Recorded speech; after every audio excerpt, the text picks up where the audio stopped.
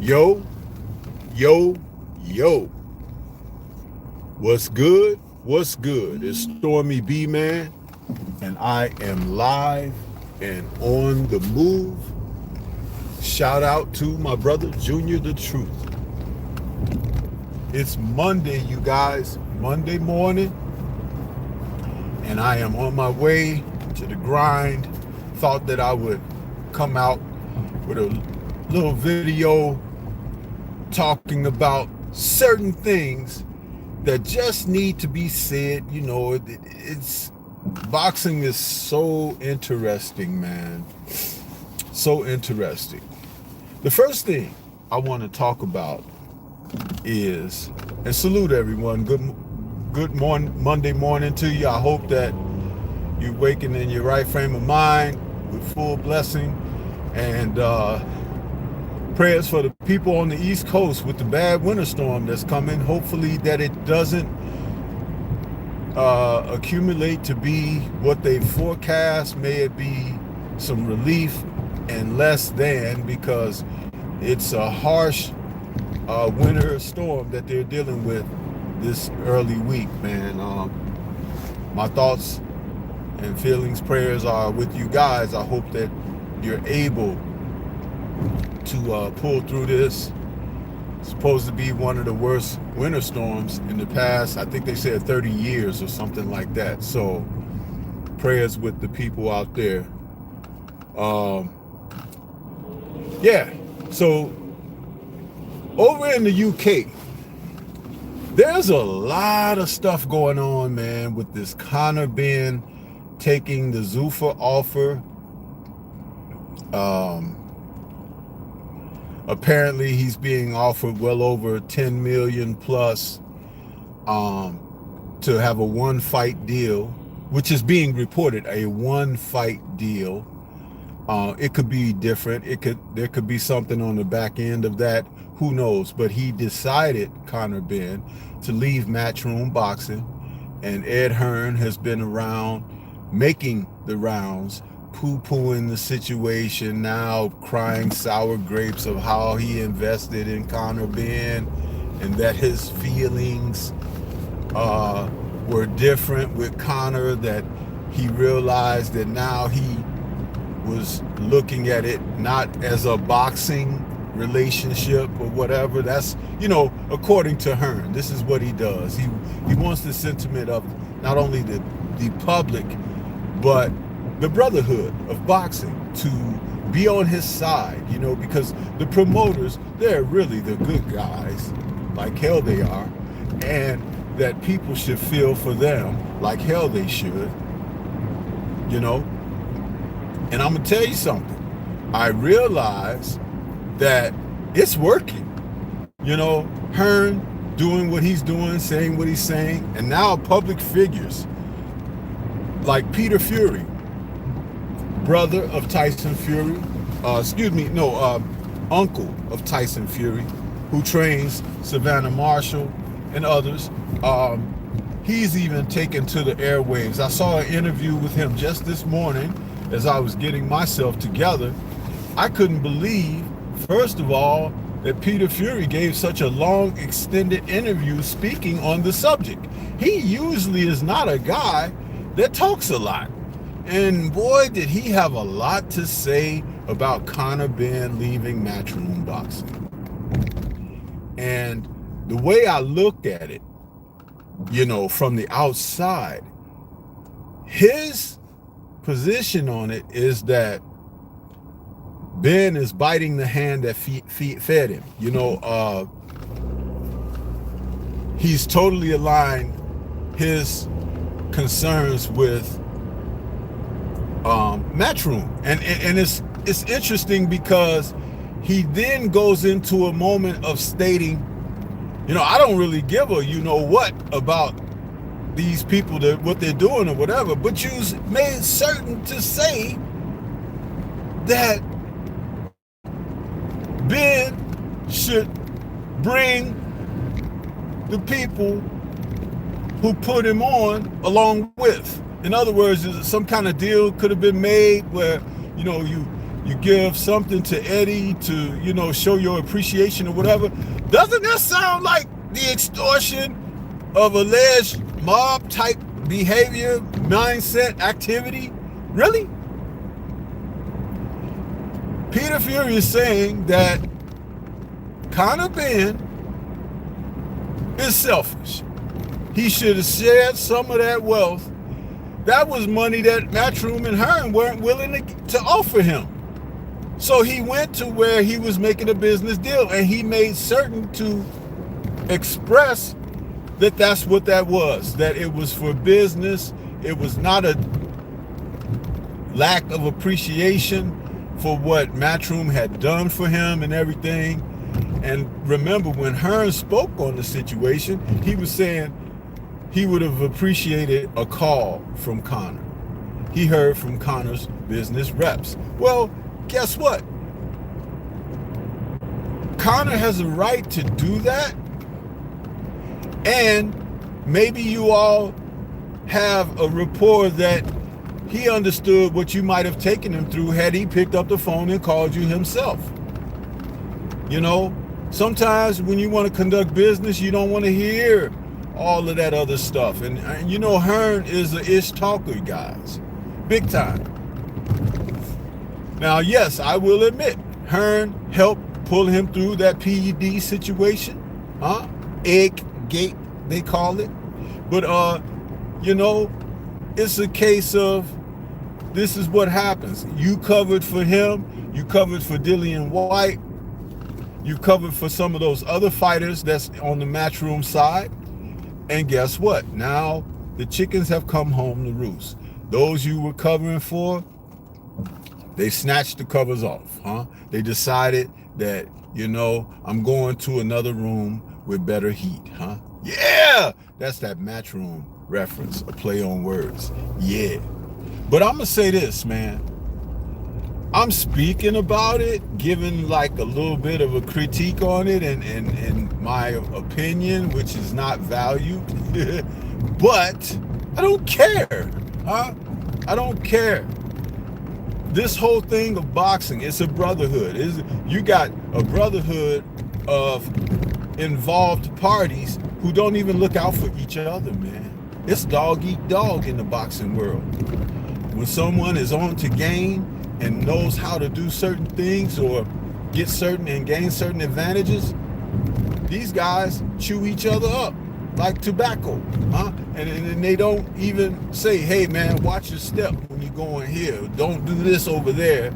They just let the other person go, and then they say, oh man, it's a shame, man, you know, but that's boxing. Yeah, that's what they do. So it's a bunch of foolishness, man. Salute to the brother Stephen L. The Mac is in the building early. Appreciate you, man. Who is that? Rick the Olmec. Good morning to you. Yeah. So, and there are others. Carl Froch has had something to say about it, but you know, Froch and his comments on boxing and everything is so left field, man. He's here, he's there, he's everywhere. Never really consistent, you know, Froch. One moment he could be sounding like he's speaking some truth or whatever. The next moment he's doing some things that are blasphemous overall, you know. He likes to think that he got out of the game without taking too much punishment and believes he has his faculties. I would challenge that. Yeah. But anyway, there's no love lost, man. Conor Benn is in this business, and it is dog eat dog, And right now, the dog is doing the biting, and Hearn is feeling it in the rear. But he got a lot of others to, you know, take from, And so Peter Fury saying that, you know, Conor should have brought him along with him in the deal. No, because Ed Hearn gets in the way of deals. He makes certain that things don't happen, Salute to Antonio MMA. I see you out there. Good morning. Yeah, So, you know, this is the same man who has stepped in the way of a lot of opportunities for fighters. And he's always looked for the benefit of himself.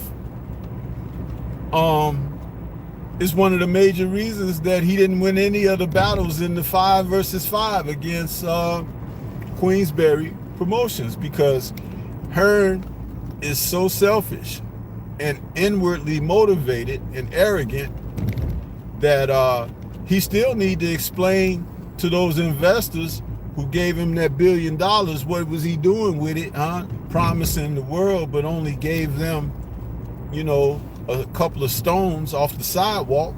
Yeah. Fights that he could have made, you know, the Deontay Wilder and Anthony Joshua, which he was promising and promising and promising, never delivered on that. Freedom's March, what's good with you? Jonathan Simon, you guys coming on in, I appreciate you. Smash that like button, please. Grand rising to you all.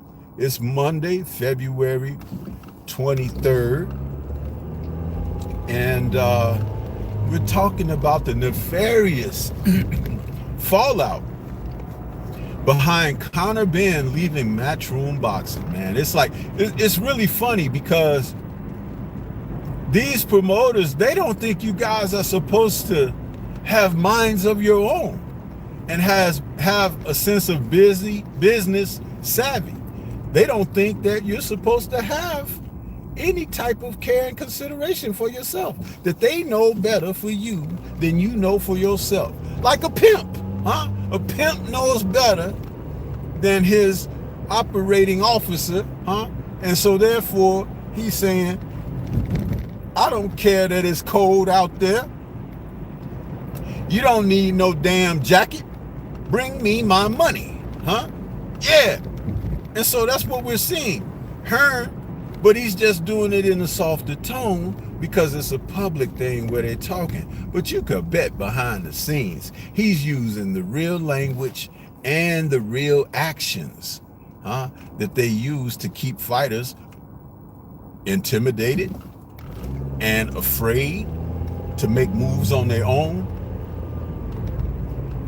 You'll be playing basketball in Pelican Bay when I'm through with you. Yeah, that's what, you know, they're afraid of that, you know, or the doggone, you know, promoters pulling out that wire hanger, huh?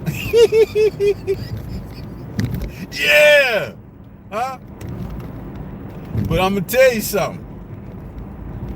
Good for Conor Benn, man, huh?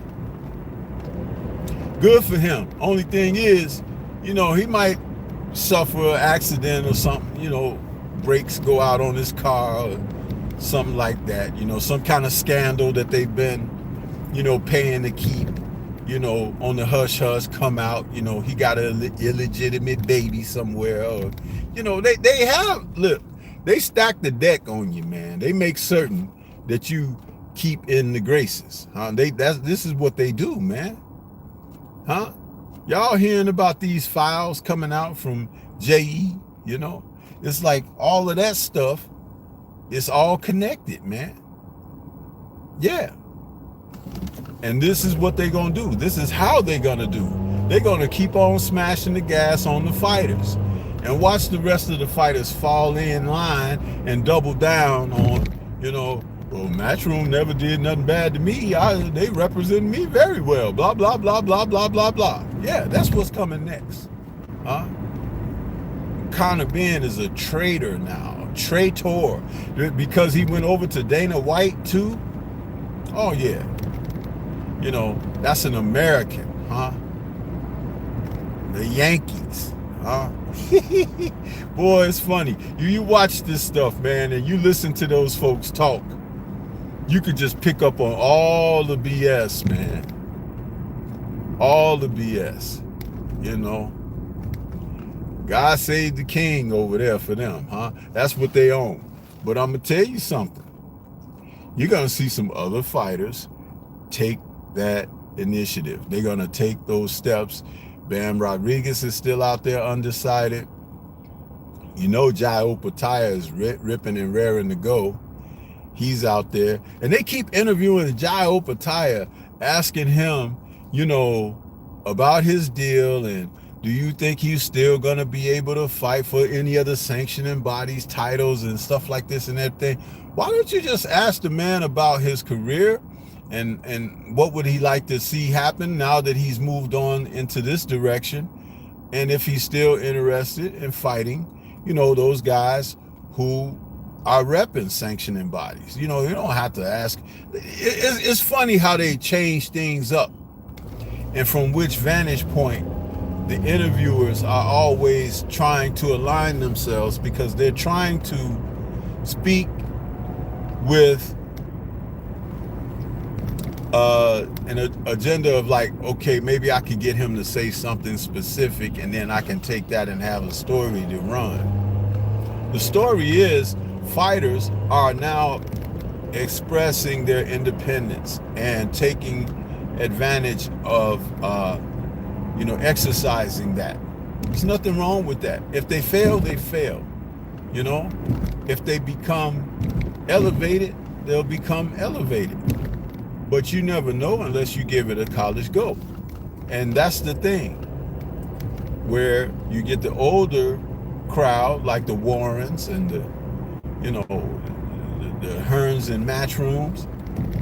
What they do is make you think that you have no value. If you have no value, why don't they leave you alone? Why don't they release you? You see, Jessica McCaskill, who fought out of the shot, you know, she was a great on-track, undisputed champion at welterweight and was doing her thing until it came down to contract renegotiations with Matchroom and Hearn. She's been on the outside of things ever since, huh? And it's funny because when they were behind her and endorsing her, she was getting fights, she was getting, you know, the victories and everything. And now you don't even hear her name. You don't hear her. And I don't know if she's officially retired, but you don't even see her on the DAZN broadcast anymore. Remember, they used to have her sitting up there, little cute self, you know, doing the ringside commentary and interviews and stuff like that. No, they bumped her off the schedule, man, because it's like, you know what? We're done with you. You don't have the belts anymore. That didn't mean that she wasn't a good correspondent or anything. It just means that that's how they treat people. So I'm laughing at this Conor Benn situation. It's hilarious to me. And Hearn is playing victim. Boy, is he playing victim. It's like a silly thing, man. People need to get wise into this stuff. If you're watching boxing, you see things from a certain perspective of whatever interests you. What interests me is the matchups and the battles within the fights and stuff like that, trainers, philosophies and stuff. But when it comes down to the business is real stinky, man. Big time stinky.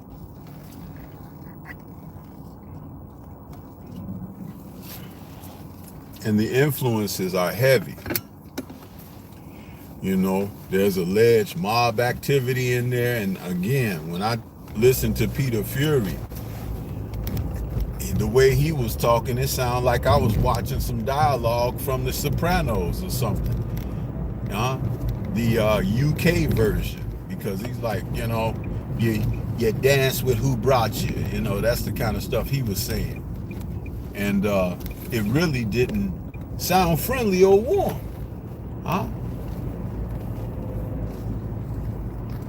Didn't sound friendly or warm at all. Black Martial Arts Society, good morning to you, brother. Hope you're doing well.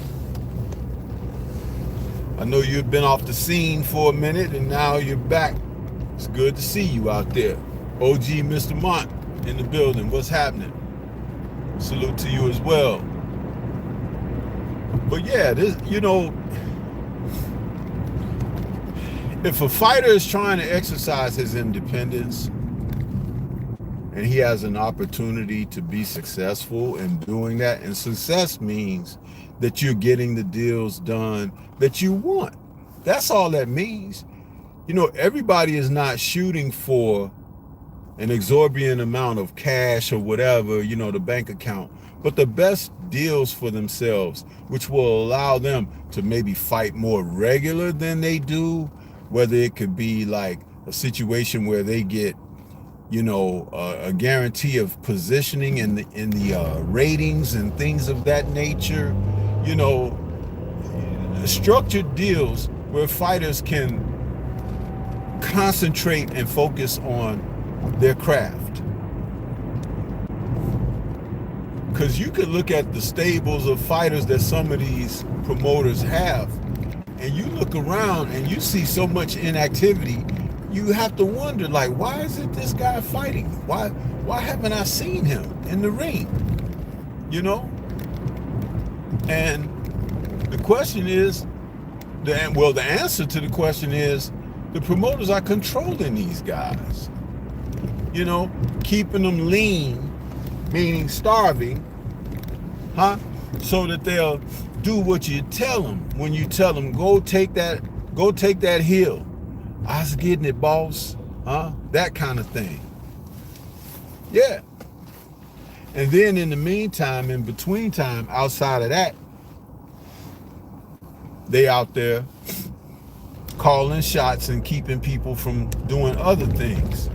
You gonna fight who I tell you, when I tell you, and how I tell you, punk. Remember George Washington Duke from the Rocky movie? Telling old boy that? Tommy the Duke? Yeah. I'm telling you, man, it's really crazy. All of this. It's all crazy. And those who have their independence, they look a lot different. Like, look at Devin Haney, for example. He's looking a lot different. Yep. Culture that is out there. Kamara the Stepping Razor, good morning. Yeah. But one other thing I wanted to talk about, and I think I may do another video in deep detail on this thing with CONOR BENN, because you guys should pay attention to that. And the reason being is how they handle him, how they try to squeeze him, how they try to punish him. How dare you step out on your pimp? You know? How dare you? But if you saw the Mac, and Goldie said, sucker, your B word chose me. Now we can handle this like some gentlemen or get into some gangster-ish. Yeah! See, a lot of people over in the UK ain't seen the Mac. Max Julian, Richard Pryor. Yeah, 1974, I think. Yeah. Man, that's what it's all about. What's that song Jay-Z had? That Big Pimpin'. Yeah. Dun, dun, dun, dun. Dun, dun, dun, dun, dun. Yeah, they should play that for CONOR BENN when he come out for his his first fight with Zuffa. Hearn gonna be sitting back there.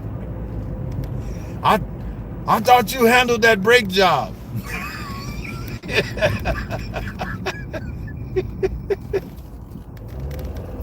Oh my goodness. Man, y'all know StormyBMAN could be a fool, man. You know, especially when I start pulling out my music and movie references. Cause that'll drive the point home right away. Yeah! Anyway, let me talk about Oscar De La Hoya for a moment, man. What the hell is this dude? Listen, put his ass back in rehab is what I say, Oscar De La Hoya, man, how far the mighty have fallen. Do you know what it's like? I'm going to tell you, Oscar is the Mexican Mike Tyson. He is. That's it, y'all. That's it. A former great fighter fallen from grace in society now and just totally, just hoard out to the system of things. Huh? Yeah, that's who he is. Now, he ain't got the reputation that Mike has for doing certain things, but they're the same with their issues.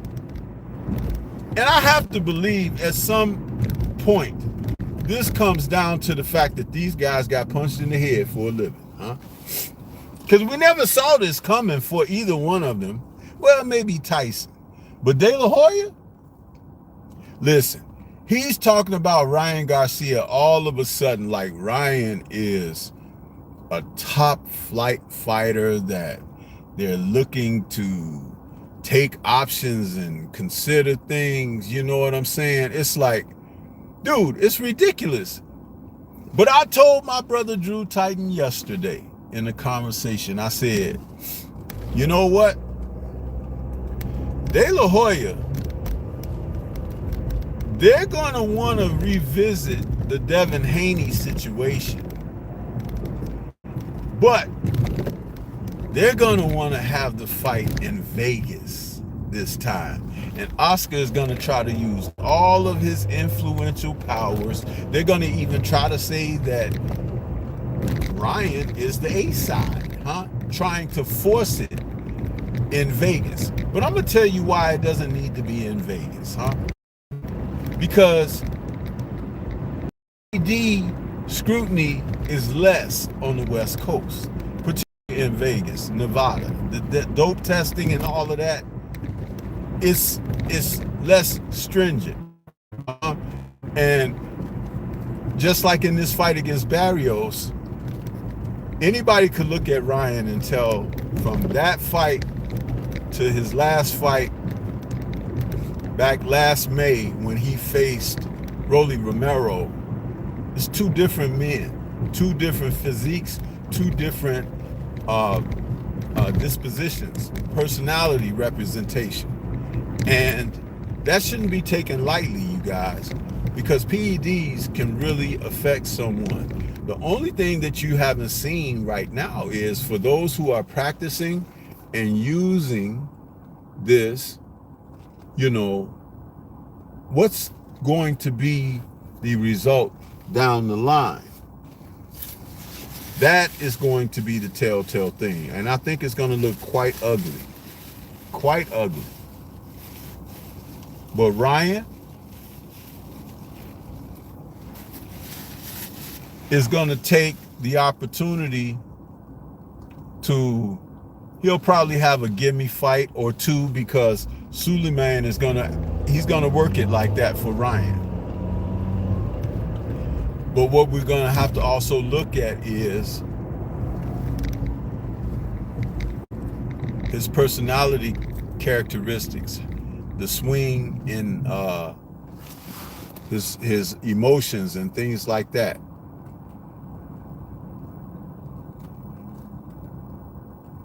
Listen, Culture Dad says, I saw his girl and his weird self at the fight Saturday. I'm going to tell you this, and I'll say allegedly,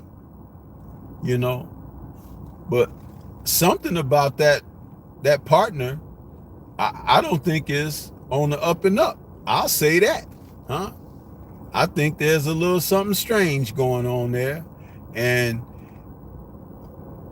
look, being 60 years old, I've seen women over my lifespan, and I can identify a beautiful woman. That don't even mean that I have to like her for myself, but when I look at a woman and see the beauty of her and, what could be the attractive qualities and characteristics and traits from a physical standpoint, because men have what they like, they have parts of the anatomy that they like, and when they look at a woman, they be looking for that. Me, I have what I like in mind, but it's never to a degree that you can't acknowledge the attractiveness of something or a quality in someone else as a woman. That's right, Black Martial Arts Society. See, I'm on the air, so I have to be careful how I articulate my thought process on this. You see what I'm saying? But there does seem to be something deceptive going on there, huh? And it's interesting because look at Ryan, huh? What's that individual? Gorlock? See, I'm telling you guys, sometimes they put it right in your face, man.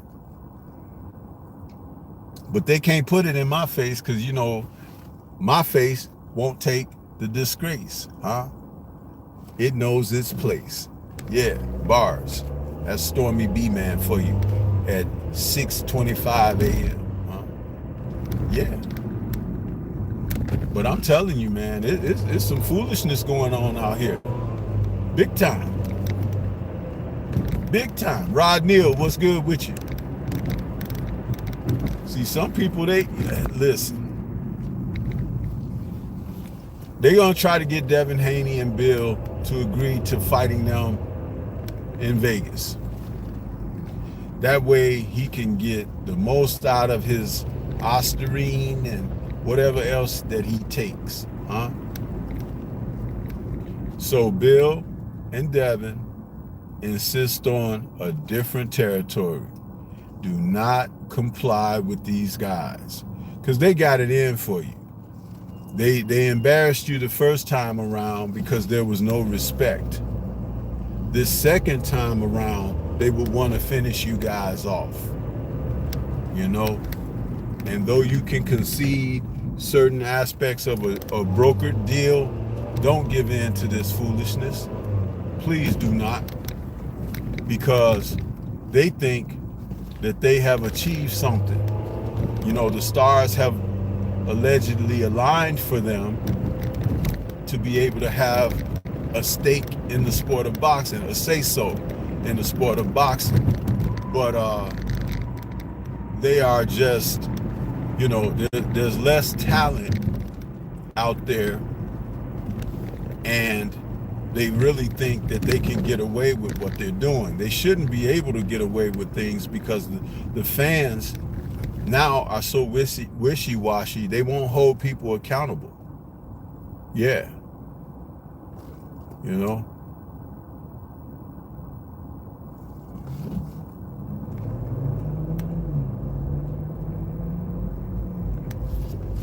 Absolutely, bro.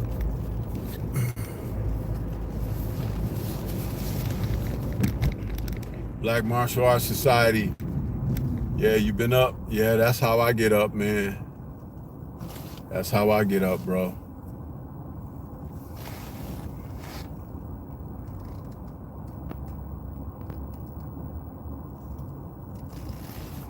Yeah, I mean, culture that. Your comment, I'm trying to click on show. But yeah, that was really interesting.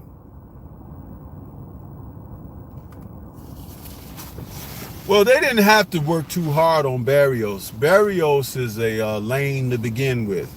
You see, because you can't tell me that he made more money facing Ryan Garcia, the lowly Ryan Garcia, who's coming off of a loss, by the way, who's been suspended over PEDs and all of that stuff. You can't tell me that he was being paid better, more handsomely, and respected with that situation. No, he was not. And what happened is this. What happened is this. I'm trying to watch this traffic a little bit here. Devin would have been a greater option for Barrios because he would have made a certain amount of money to ensure his future. See, that was ill advisement, but I'm going to tell you this. Suleiman is the one behind all of that. If you couldn't see the play See, Ryan was supposed to get the belt away from Rolly, but it just turned out that he didn't have his goodie bag, and he couldn't achieve what they had set out to do. Now, on the other hand, they say, well, we'll just use our ace card and get Barrios in the situation because he's going nowhere fast as a world titleist, and we have leverage because he's a fellow Mexican, huh? And he'll follow what we tell him to do because he think it's a brotherhood in that, huh? But it ain't. What it truly is it's a manipulation game. And they've manipulated Barrios into selling his belt, whether knowingly or unknowingly.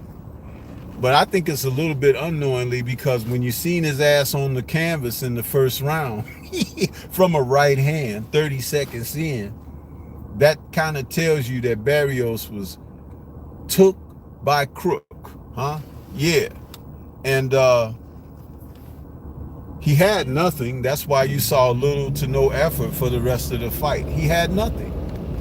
I would have rather seen him exercise nothing against Devin Haney, because that would have at least given us a true unified championship fight where Devin comes out on top because he's on top anyway, huh?